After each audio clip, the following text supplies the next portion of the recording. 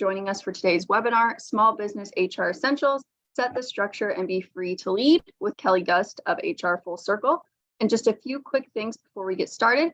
I do want to thank our co-hosts for today's session, the Champaign County EDC, the Champaign Center Partnership, the Community Foundation of East Central Illinois, the EDC of Decatur and Macon County, Parkland College Community Education, Parkland College Swift, Rantoul Chamber of Commerce, the University of Illinois Research Park, and Visit Champaign County. As most of you know who have attended our sessions before, you are welcome to ask questions. We just ask that you submit those via the chat box and we will get them covered periodically throughout the session, and we'll also have plenty of time once Kelly is done presenting. You'll also receive a follow-up email tomorrow morning containing a recording of today's session, and it will also have a handout that Kelly has provided that goes along with the PowerPoint. So at this time, I'll hand it over to Kelly and we'll get started. Sounds good. Thank you so much. It's a pleasure to be back presenting for you all here again. Starting off, well, not starting off, but my first time presenting with you in 2023. So it's good to be back.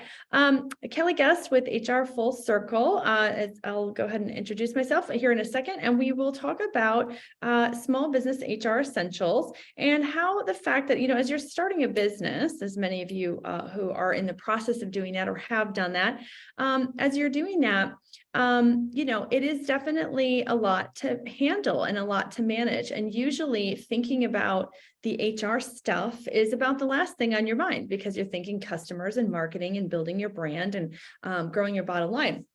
But eventually that becomes too much for you to handle on your own, and you start bringing in employees. And I'm going to talk to you today about how even when you have even just one employee, thinking through some of the people side of your business will pay dividends for you in terms of your productivity.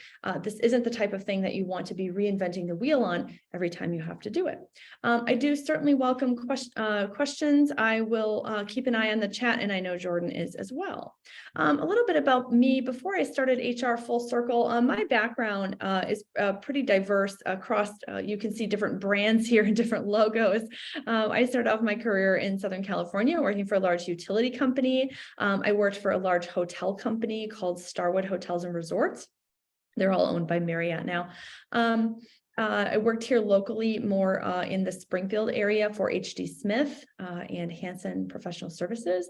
And also in my time in California, I worked for some very diverse brands, Hot Topic and Torrid. I was a training manager out there. And what I have found is that business owners really of any size and scale here are blessed with and challenged by some of the same things, which is number one, organizations are all ran by people, and people tend to have the same types of challenges, similar mindsets, no matter what brand or industry they're working in. And number two, again, I will kind of alluded to this earlier, but, business owners and managers they want to be focused on really big strategic problems. They want to be focused on building their brand, building their bottom line, attracting new customers, launching new products. They don't want to be spinning their wheels with some things that can feel a little bit administrative. And so that's what we'll here talk about today. So through HR Full Circle, I work with organizations of any size and scale. I'm a certified partner of Predictive Index and also the worked of performance software. And I offer a wide range of HR tools and solutions. So if there's something that you need that isn't covered here today, certainly reach out. All right, well, I would be curious here, and you're welcome to use the chat for this if you would like, or the thumbs up, thumbs down icon. I'm going to ask some questions, and I'd be curious if you can say yes to any of these things that I'm going to ask. So how many of you perhaps have hired someone without a job description?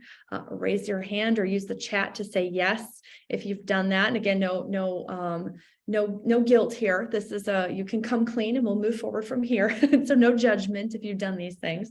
My parents owned a business for 20 years. They never once had a job description. They never once interviewed anyone. They basically would hire people who would walk in the door and ask for a job. So maybe that's how I got into human resources. I don't know. So raise your hand or use the chat to say yes if you've ever hired someone without a job description. Here's another one for you. There's about 10 of these. If you've ever hired someone without interviewing them. So again, hey, you walk in, you look at their application, you're like, good enough. When can you start? So if you've ever done that, give yourself a point, say yes, thumbs up, things like that. And then, oh man, you hired them and then they didn't really work out. So you get a double whammy on that one. What about if you ever hired a friend or relative? Now, I will say, as you're starting off a business, friends and relatives can make great first hires. However, I would use some caution that, of course, those things also can go south, and those don't always end well either. And so sometimes, if you're really serious about your business, a close friend or a close relative who you trust, admire, and respect and find talented shouldn't have a problem agreeing to your workplace policies, procedures, roles, etc. And if you start off those relationships, even if they're friendly or family, with the right structure in place, can really help those relationships to serve you most productively in your business. So again, give yourself a yes if you have to on that one. Here's another one. Maybe you've avoided or worked around an issue because you didn't have a policy for it. Like, oh, I really would like to talk to Charlie about coming in late, but oh, I don't have a policy on that. So my hands are tied. I can't say anything. You can say something and you can get a policy for it. Employee handbook templates are very easy to find online or to purchase, and they're not very time consuming to customize and to make them your own. So start somewhere, but you don't want to have to, every time a policy issue comes up, be reinventing the wheel and being inconsistent on how you're going to deal with it. That's where you'll get in trouble. Okay.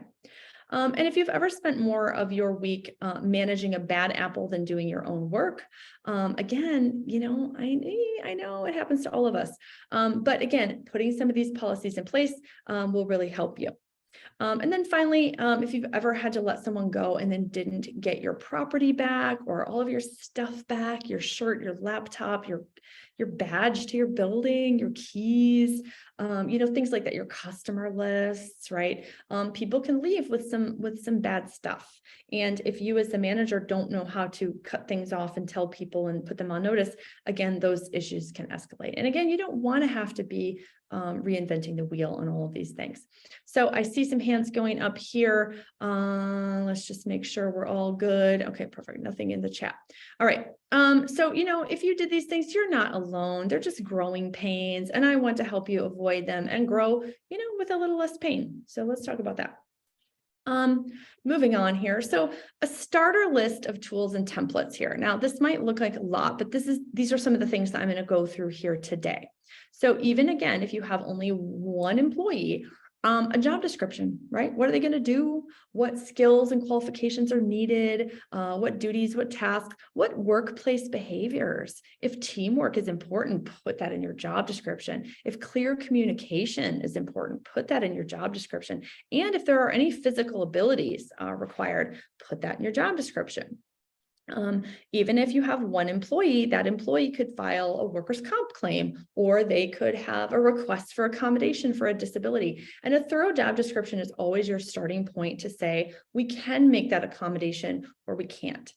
So example, if your job requires standing all day or lifting 15 to 25 pounds, or, manual dexterity to assemble things or type things or visual acuity, put those things in your job description. That way, if you need to negotiate any of them, you have a template to negotiate from. A job ad for each position. I'll go into these more in detail here. I just want to kind of give you the overview here. A job ad, not a boring job description like I just described, but an exciting, compelling job ad that talks to people about why your organization is exciting. You need interview questions for that position that you're going to hire for them. And then I would take it a step further and say, if you're going to offer a job to someone, put the key details in writing. And I'll tell you what those details are here in a little bit. Some of the policies, like we talked about, a basic employee handbook, basic policies, key legal requirements that you may be affected by, things like ADA apply, even if you're a small employer. Confidentiality agreements, if you have any type of health-related data, customer data, financial data, personal information of any nature, really. And certainly if you're inventing something that is proprietary and may make you a lot of money, you need to protect those investments. So having a confidentiality or non-disclosure agreement, of course, can be very beneficial. I would take it a step further again, some kind of performance coaching, 1-page sort of questionnaire thing that you can fill out to say things are going well, things aren't going well, here's some feedback, here's some improvements, here's some kudos. And then, these days, it is hard to find someone who's going to work for you for the rest of their career. So eventually you might have, hopefully, a sort of amicable separation. But again, put those terms in writing. Did they leave on their own or did they let go? What's their last date of employment? They need to keep you up to date. If they happen to leave and you need to send them a W-2 to give you your stuff back. The more that you can put in writing here will help if they decide to take some sort of action against you, if you terminated them, or if they try to file for things like unemployment, even if they left voluntarily, you can have that covered in your separation letter. Finally, a termination checklist. So you're not wondering, what do I need to turn on, turn off, get back, and any type of required compliance training for your work or your industry. So this seems like a lot. And of course, this is not a comprehensive list. Individual organizations will vary. This is not legal advice.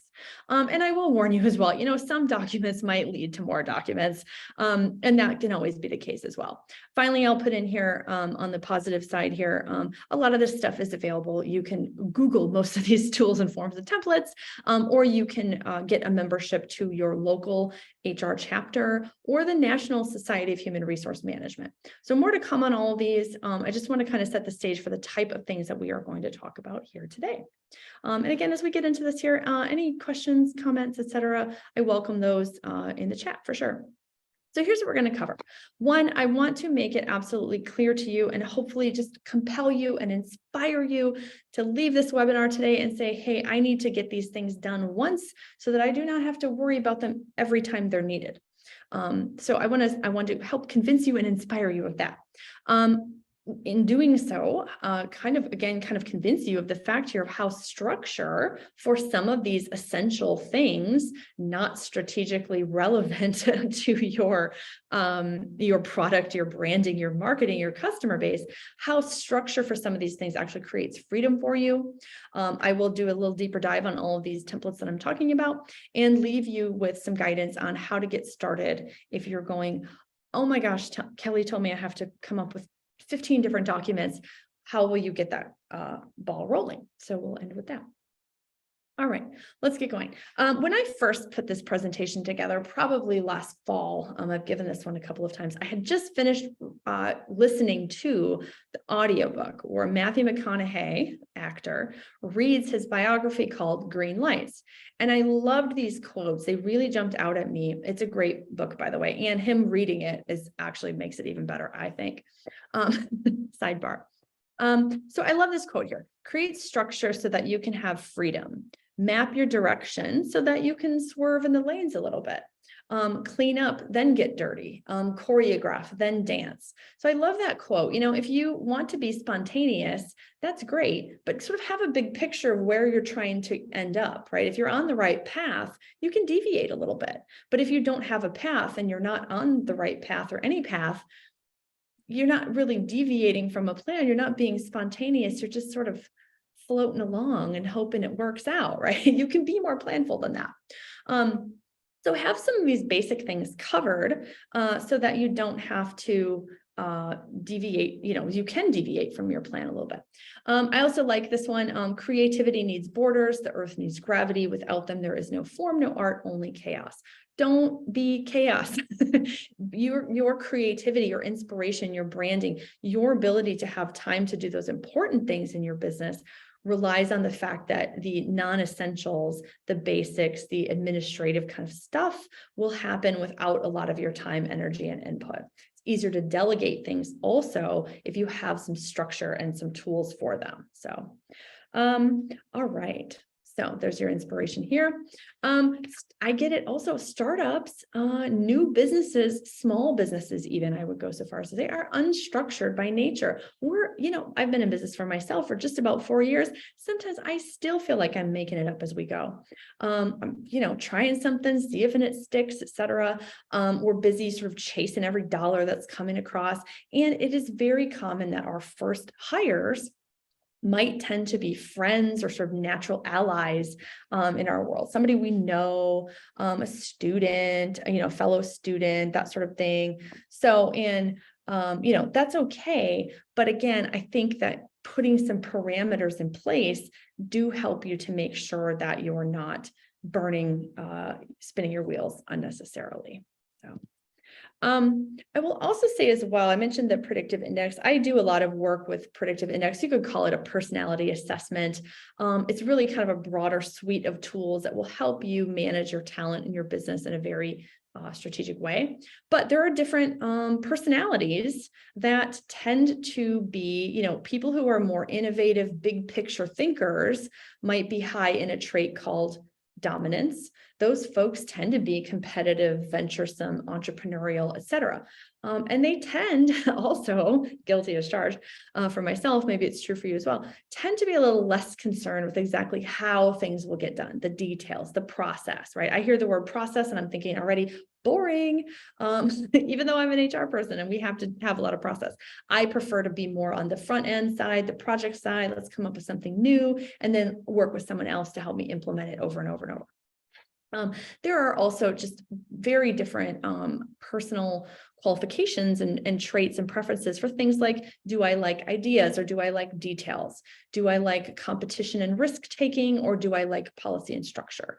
So if you're more on that idea side, that high dominant side, that entrepreneurial side, make sure that you're building in some formality and some details in those processes into your business. You don't leave too many loose ends and have a great idea, but not one that you can actually implement and operationalize and monetize. So again, I sound like a broken record here, but set some structure for basic things so that you don't have to reinvent the wheel on them and burn your high dollar time and talent and energy on things like, oh, I need to post this job. I don't have a job description. Let me make it up again right now. And then a couple months later, you're doing that all over again. So create some basics and free yourself up for the more important strategic work that you need to be doing in your business.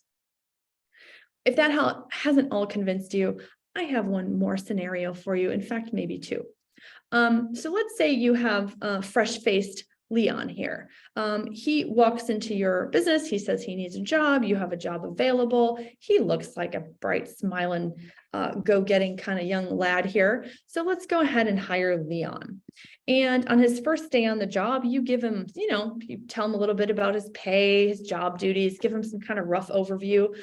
But gosh, you're so busy. You need to get back to your big important meeting.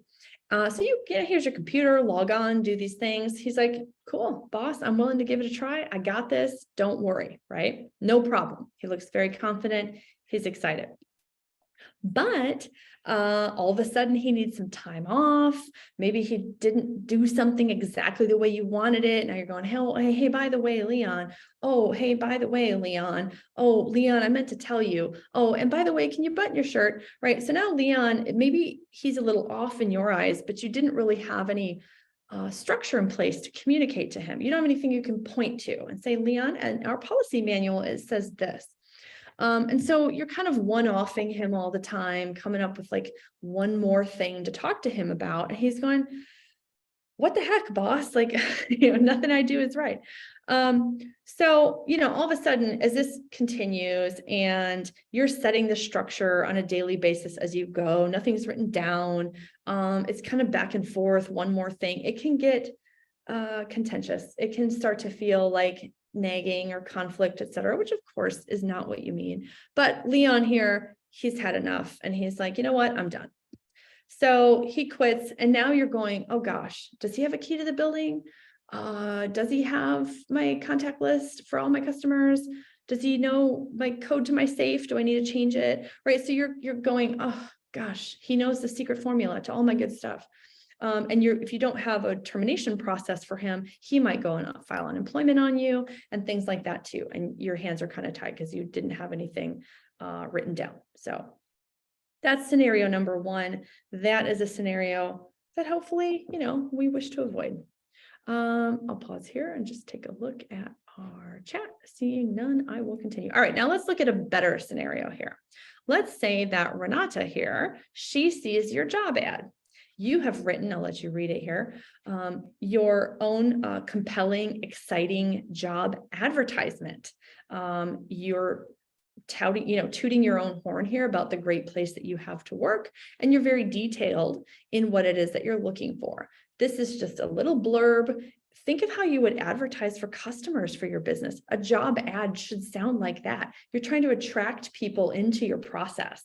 I think too many managers try to include all the boring bullets of their job description, and no one wants to apply for that. It sounds boring. So write something interesting and exciting. That would be like trying to attract customers by giving them like your service contract, right? Or your policy, some other SOP, right? No one cares, right? Your recipe, right? If you're a bakery, you wouldn't put out your recipe. You would show a pretty picture of the beautiful baked goods.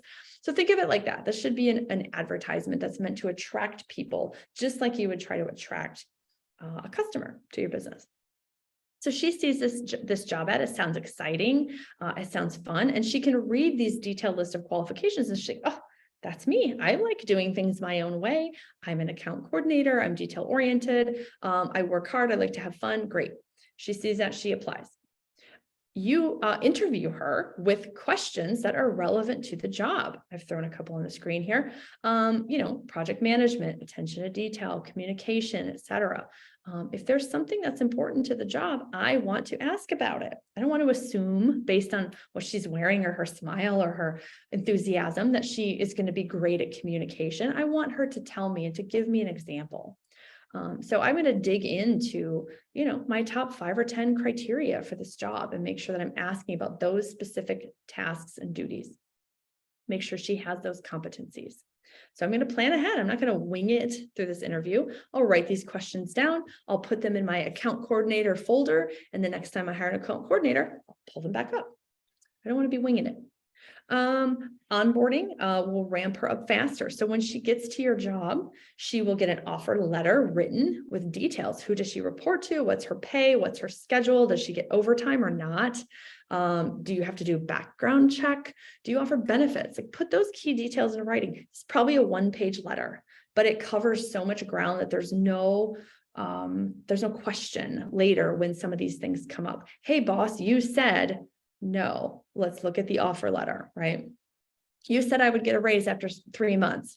Ooh, did you say that? Is it in the letter? Go check. So that's a sort of official employment document. On day 1, you can sit down and review her longer, more detailed job description.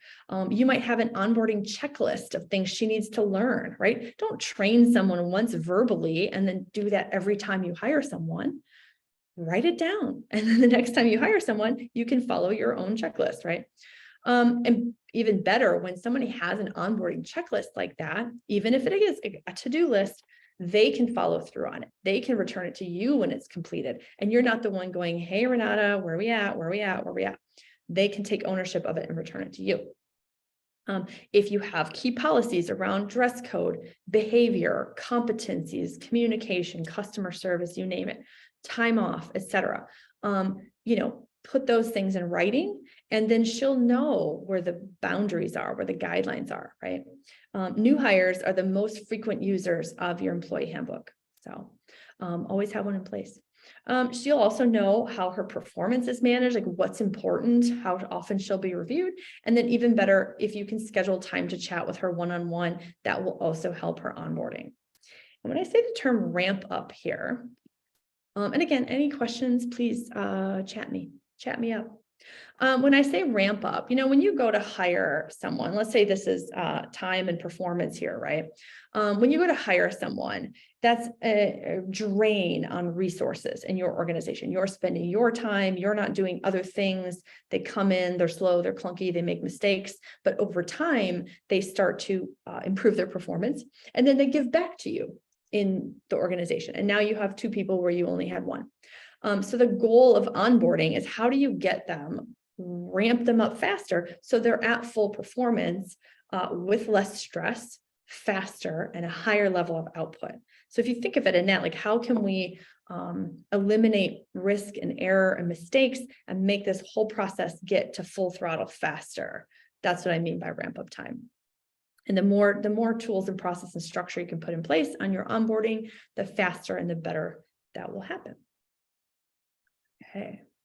And then even beyond the fact that, she's got a job description and you've trained her thoroughly and she knows what to expect, the fact that you have put this investment into her employment with you itself feels like a big deal. She feels like a part of your team. She feels important. She feels like she matters to your organization. So that is going to impact her ability to want to work harder and better for you because she feels that. She understands your goals. She's more engaged. She's going to work harder. That discretionary effort of employee engagement. She's going to contribute at a higher level. And again, exponentially better performance. She's not just going to, show up like Leon and kind of wing it. Exponentially better performance. She's working for you, not just dragging you down. So I think the fact that you can create that great first impression and that loyalty from people right on day one is just so huge. And it's missing in a lot of organizations these days. So you can stand out a lot just by having a good posting and advertising, hiring and onboarding process. If you do nothing else, do those just right in order of the employee life cycle, do those things first. Okay. Check my chat, not seeing any. Y'all are quiet today. Don't be shy. Chat me your questions. Okay. And then let's assume here, Renata, she does not appear to be retirement age. So she might be, maybe she's got a good dermatologist, but she does not appear to be retirement age. So she's not going to work for you forever. So if she does decide to leave, hopefully that will be on good terms. A formal termination or separation letter will outline the details of her last day, her last check, company property that you need back, how you'll handle references, etc. Your offboarding or termination checklist ensures that you have everything written down that you need back, your laptops, your phones, your keys, your company vehicles, your whatever. And you're communicating with customers and providing her with the required information about her opportunity to file for unemployment. So hopefully things here will end more smoothly and will end on good terms. So can you speak to the difference between a non-compete and a non-disclosure? Yeah, so a non-compete basically means after you, and I'll go ahead and answer this question from Nitin. Hi, I think you're a repeat customer here on some of my webinars. Nice to see you again. Yeah, a non-compete means basically while you're working for me, you will be exposed to extremely proprietary, confidential type information. And when you leave, I don't want you going to work for any of my competitors. So I will sue you if you do that.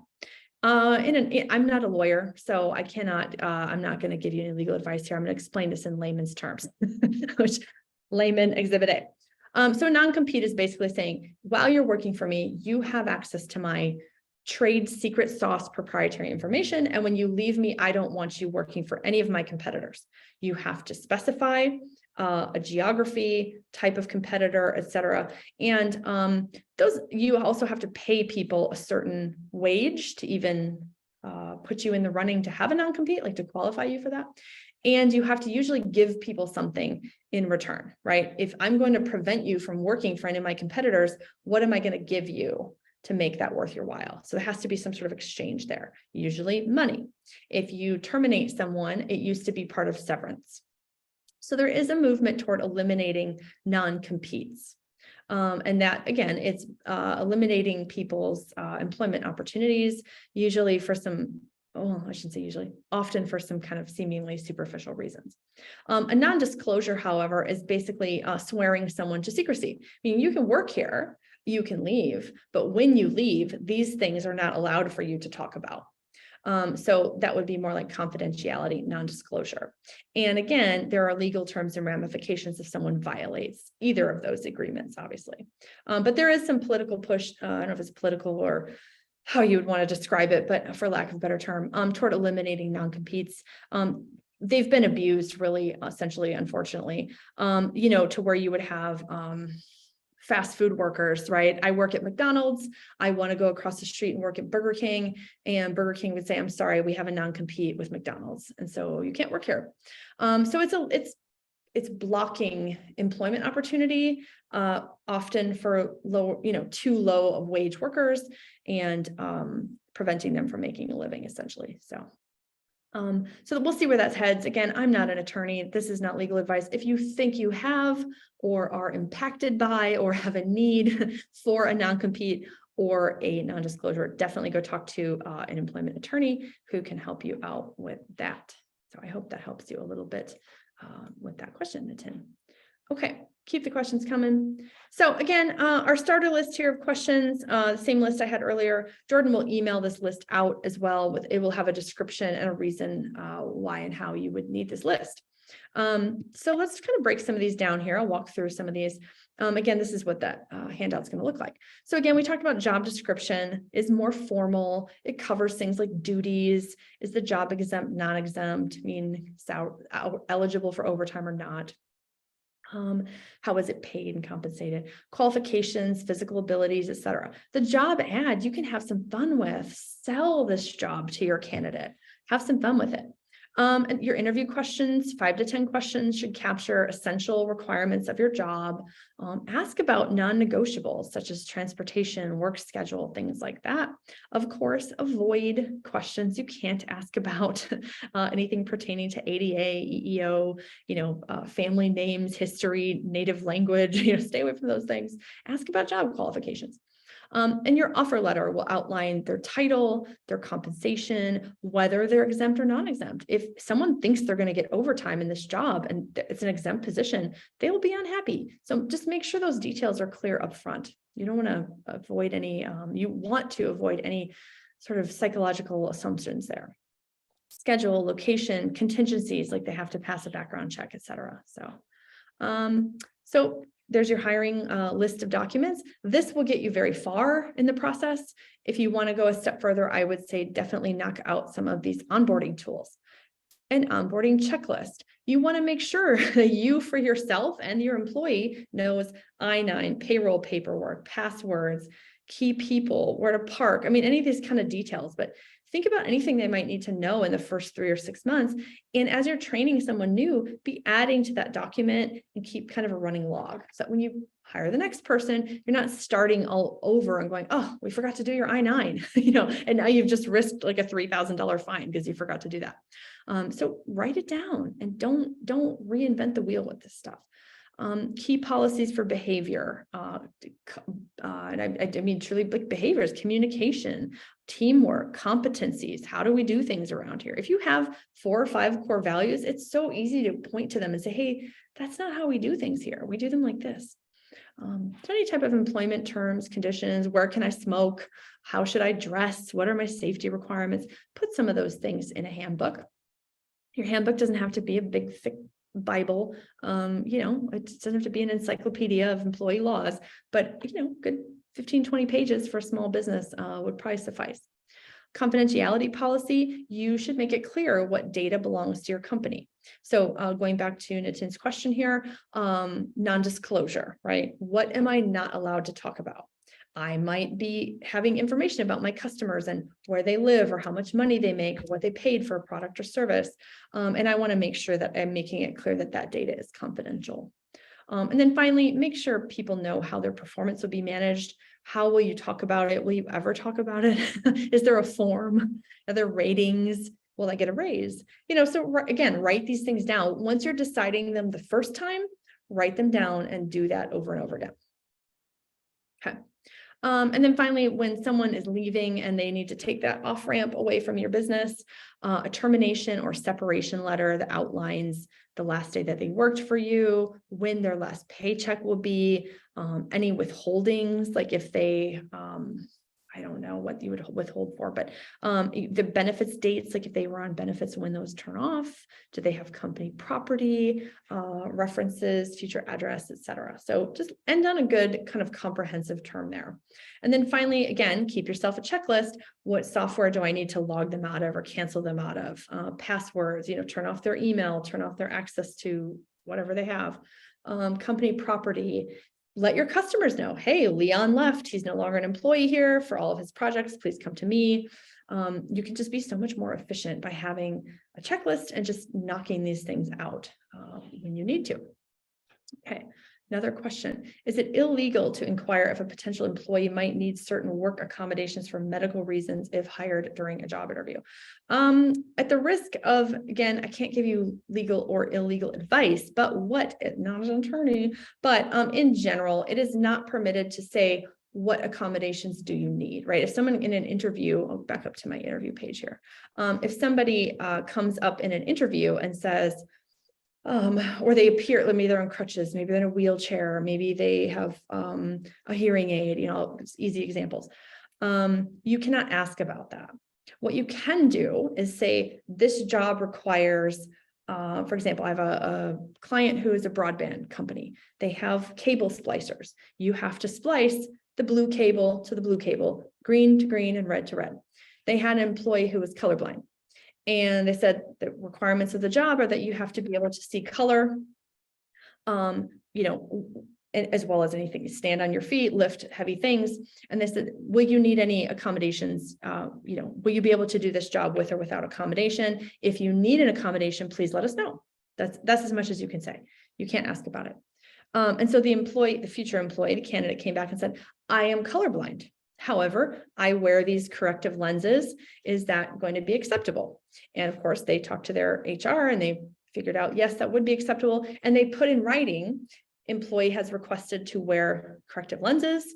That is an accommodation we can make. It was all documented, A+. You cannot ask, hey, by the way, are you colorblind? I see you're on crutches. Are you disabled? I see you have a hearing aid. Can you hear okay? You cannot ask about anything like that. You can state what the requirements are, and you can offer accommodations if they would be needed. So I hope that helps. It is incumbent upon the employee to request the accommodation, and you can state what is required to be able to do the job, but don't go asking about disabilities and that. Do stay tuned. I think, and Jordan can confirm, I believe we have done a seminar on, again, layman's terms here, but legal issues for supervisors. So we would cover that in that session as well. So stay tuned. Okay, back to our topic at hand here. How do you get all these things done? I just gave you a laundry list of about 25 different documents here. So how will you do that? I will say, if you have a payroll provider of any sort, Paycom, Paylocity, Paychecks, any of those providers, QuickBooks, etc., a lot of them have additional tools and templates. They love to kind of cross over into other areas that employers need. They want to be valuable to you. So they often will have tools, templates, and resources. Your accountant or bookkeeper. A lot of de facto small businesses, whoever's your accountant ends up being your HR person sometimes, whether they want to or not. They end up wearing that hat. But they often have a lot of resources, or they know other businesses who support businesses. So they can often refer you. Your local small business development center, tools and templates galore. They will help you out for sure. Do not hesitate to ask those resources for support. There are also outsourced PEOs, professional employment organizations, outsourced HR kind of services that you can buy, hourly rates, things like that. Here's a couple on the screen. I've not used any of them. I've just heard of them. Society of Human Resource Management.org. For, maybe $300 a year. I don't even think it's that much. You can get a membership to SHRM.org, and you can have access to their just total archives of policy related information, employment related information, the types of questions about things like non-competes and what can I ask in an interview. They have a ton of resources on SHRM.org, SHRM, Society of Human Resource Management, policy manual templates. I think they even have a policy manual builder. So check that out. Oh, Small Business Development Center. I gave that one a plug twice. It must be very helpful. So it's on there twice. Your local county EDCs. And then, of course, there's plenty of consultants out there like me. I would be happy to talk more about your needs. If I can help you out, great. If not, I can point you to some of these other resources. So a couple of takeaways here as we kind of wind down. I want to make sure I save some time for questions. When you have structure for the things that you have to do, you have to onboard people, if you have to hire someone, if you have to let them go, if they already made that decision for you and now you have to like turn off other access, have some structure for those things so that there's more time for the things that you want to do or you need to do or would be strategically beneficial in your business. Knock out the repeated process stuff and save your creative time and energy for your project stuff. Move from making it up as I go every time to having a map.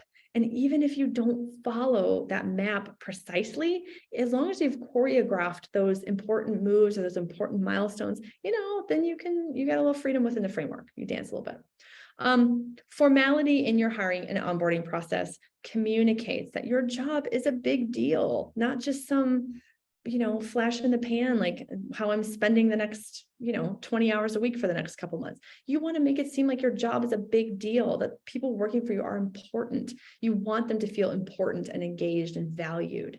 And your good first impression will help that right from day one. And then finally, again, your thorough onboarding and performance feedback tools here will speed up your return on investment for those critical payroll dollars that you're spending, right? You don't want to spend 6 months of payroll dollars before you get any investment back. If you could get that down to 5 or 4 or 3 or 2 months of payroll dollars, and then that person's giving back to you, hello, right? So build the tools, build the structure, and don't waste your time and resources on some of these repeated things. People are important. They're essential. They're our most valuable asset. Of course they are. I air quote that, but it's true, right? So treat them that way. Build in that good first impression, build in that structure. So, okay, I will kind of wind down here. I'll leave my info here. As an affiliate here of UIS, UVI Research Park, etc. Again, if I can't help you, I'll point you in the right direction. Another comment here: it is illegal not to have medical accommodation to potential hired employee because it is important to know that a person is having good health records before you can actually hire them. You would not, unless I'm misunderstanding, I don't think you would normally ask or verify any type of health record. What you would do is state what your particular job requires, and offer that if they would need accommodation to perform any of those essential duties, that they should let you know and that you would consider that. The request for accommodation process, again, an employee would say, hey, I understand this job requires splicing different colored wires. By the way, I would need to wear my corrective glasses in order to be able to do that. Would that be okay? And the employer will work to reasonably accommodate that. Again, the employee providing their own glasses on the job would be very reasonable. So of course, they would accommodate that. I've had other examples where an employee ended up in a wheelchair that was more or less permanent. And this poor employee worked on the second floor of a building that did not have an elevator. Well, hard to get up the stairs in a wheelchair. So the original request for accommodation was, will you put an elevator in for me? And the employee made that request to the employer, and the employer considered it and said, there's no way to do that. One, the cost, and two, just structurally, it's not going to be possible. But here's what we can do. We can offer you this really nice office on the first floor where you have everything that you need. And that was the reasonable accommodation that was made. But you wouldn't ask about any type of health records. It's not illegal to have, I'm not sure I'm totally understanding the question here, but yeah, you wouldn't ask about health records. It's up to the employee to say, hey, I would love to be able to do this job. However, I would need this accommodation: a bigger monitor, a louder phone, a hearing assist, a sit to stand desk, the ability to stand up once an hour because I have this back thing. So the employee would make that request, and then the employer would work to try to accommodate that request. So I hope that adds some clarity there, but don't go asking about health backgrounds or medical anything. For the most part, there's probably some exceptions out there where people, would need to pass a TB test so they can work with kids, things like that. I'm sure there are some examples out there, but in general, it's not something you're going to do on a day-to-day basis. So, Another question comes in, how can you offer your employees health insurance, benefits, 401k, et cetera? What can you find to find these resources and make them available to employees? Again, I would probably bet a hot fudge sundae here that your SBDC there knows some folks to do that. A benefits broker is I guess if I were Googling, I would Google benefits broker and I would look for a health insurance broker or provider. You can get group health plans. I won't say at a reasonable rate because it's so expensive, it seems, but nothing's inexpensive these days, it seems like, but they will help you come up with the best plan, right? Some sort of cost sharing, maybe the employee pays 100%, maybe the employer pays half and the employee pays half. There's all kinds of ways to flex that, but, yes, Jordan's commenting here, our SBDC can definitely assist, point you in the right direction, et cetera. Yeah, definitely start there, but a benefits broker is who's going to help you out. Sometimes that benefits broker, if they're qualified to work with 401ks and retirement plans, will help you out there as well. Sometimes you may need to go to more of a accountant or financial services type of firm to set that up. So, but yeah, you can do those things even if you have the plan that they can buy into. You don't have to pay for the whole thing. You don't have to offer a 401k match. So in between, like, we have to pay for everything and we're not offering anything. There's a lot of middle ground. So we'll pay part of the cost, we'll contribute a little bit. So talk to your SBDC, talk to a benefits broker, talk to a financial services representative, et cetera. So I hope that helps. Yeah, if your business is just you and your own family members, group health will be more difficult for you. But if you have even one employee who is a full-time employee who's not your family, you should be able to find something. So do some research and start with your SBDC, your benefits broker, or financial services advisor. So, I hope that helps. Yeah, you're welcome. Any other questions here? We still have a few more minutes. Again, if you're just not sure where to help, Jordan and your whole SBDC group there is super helpful. They love helping businesses. That's what they're there for. So, I would love for you to call me, but also call them first because they might help. They might be able to help you out. But if you're not really sure what you need, or I would never charge you for something that you can get for free. So I'll always point you in the right direction too. So, but anyway, don't hesitate to reach out to me or to your local small business development center resources. They love helping you out. So, all right. Well, unless anyone has any further questions, I'm happy to hang out here for a few minutes. If you prefer to just kind of unmute and chat, I'll hang out for a few minutes. Otherwise, thus concludes our presentation today. Thank you. Good luck to you. And, happy put on that HR hat and knock this stuff out so that you don't have to be putting that hat on and off all the time. So I hope this was helpful. Thank you, everyone. Awesome. Thank you so much, Kelly. And I do want to reiterate to anyone who may have jumped on during this session, you will get a recording of today's presentation, so you can go back and revisit all of that. And I'll also include that handout that Kelly mentioned, and along with links to all of our co-hosts on today's session. So if you want to check out their sites and how they can assist your small business, they're all intertwined some way or another, as you'll see once you get that email with all of them. So if you want to visit any of those resources, I'll include those in that email as well. Thanks so much for having me, Jordan. I appreciate it as always. Yeah, thank you so much, Kelly. And like Kelly mentioned, we do have other sessions lined up. So we have another one, we have 2 more scheduled, I believe, March and April, and then we'll be working on other presentations throughout the year. Yeah, for sure. I think March 13th is getting started with HR technology, and I forget from memory where we go from there, but thank you. We did have a question, and maybe you get this sometimes, Kelly, I'm not sure. It says, can you provide e-certificate after this webinar?